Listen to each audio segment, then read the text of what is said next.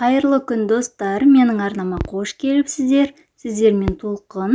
Мен бүгін сіздермен таңғы асқа өте пайдалы әрі дәмді жүгері ботқасының рецептімен бөлісемін. Менің арнама тіркеліп, видеоны соңына дейін қарап, қоңыраушаны басуды ұмытпаңыздар.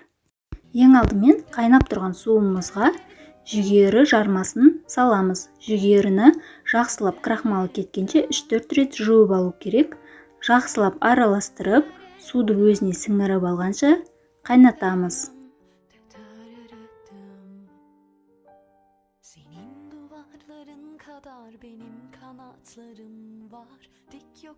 Арасында 5 минут сайын жақсылап араластырып тұруды ұмытпаймыз, астына жабысып қалуы мүмкін.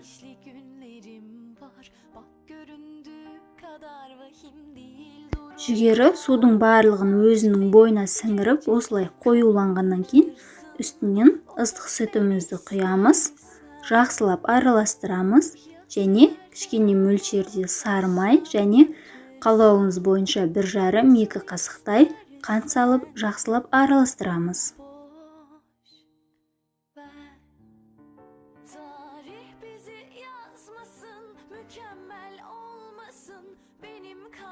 Бетін жауып, баяу отта 20 минуттай қайнатамыз.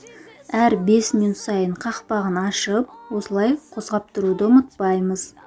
Жүгері ботқасын қайнатқан кезде ыдысымыздың асты қалыңын таңдау керек, сонда ботқа түбіне жабысып күймейтін болады. Біздің жүгері ботқасы дайын болайын деп қалды. Осындай қою болған кезде отты сөндіріп, бетін жауып 10-15 минутқа қойып қоямыз. Мінекей достар, осымен жүгері ботқасы дайын болды. Өте дәмді әрі құнарлы, пайдасы мол ботқалардың бірі.